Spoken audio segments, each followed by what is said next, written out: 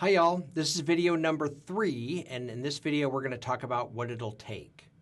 Now, I'm going to do this video kind of quick, and it's going to be pretty rough because I just found out that it's 38 degrees outside and dropping, so I might have ice on the way home, and I love you guys, but I'm not wanting to crash my car for you. So we're going to rush through this video, hopefully, and get it done first take. This video discusses at a high level what it'll take for us to change the world. And the idea is to give us a conceptual framework for the rest of the course. So let's first talk about levels of change. Now, everybody recognizes these levels because when we do anything in our life, it's either on the personal level, the interpersonal level, the organizational level, or the humanity societal level, or at the life level where we're talking about the big questions, right? And we can recognize these levels. One of the things you need to understand is that we need to understand all of these levels, even if we're not at the moment working on, like if we're working on one of the levels, we still need to understand all the others because the higher levels,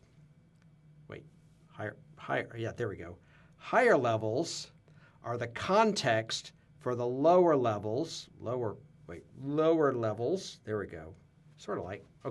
higher levels are context for the lower levels, and the lower levels are the components of the higher levels. So you think about like the personal level, the people on the personal level are the components that make up organizations and societies. And the society and organizations are the context that the personal level and their interpersonal interactions happen within. So we need to understand both, regardless of what level we're working at, we need to understand all the different levels so we can make sure that we fully understand the situation.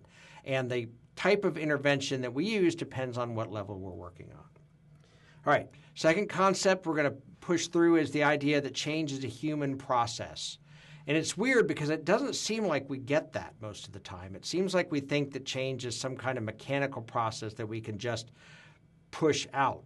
But we're dealing with humans, right? And humans are a certain way. So for example, and we've talked about this,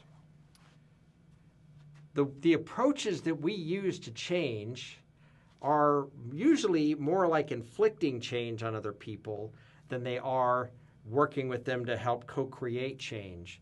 So think about these different approaches that we have to change. We know that they don't work on us. We hate it when people do this to us, but when we do it to other people, for some reason we think it's going to work. Here's the thing.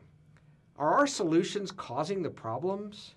And I think we need to think that through. And the more that we understand humans, the better we're going to be at change. And we've got a whole chapter that we're going to be talking about that. Okay. The next concept is co-creating learning. We've talked about interdependence in the last video that we put together. This one is going to be one of the concepts I want you to really embrace is the idea of co-creating, including co-creating ourselves. So we're thinking about individual and collective growth. We're thinking about better solutions together and even co-creating each other. Because I grow better when I'm growing with other people and we're helping each other to learn and grow. Okay, turn me off there for a sec. There are 3 different, like when we think about the optimal conditions for learning, we have to think about the optimal environment, the optimal experience, and optimal facilitation.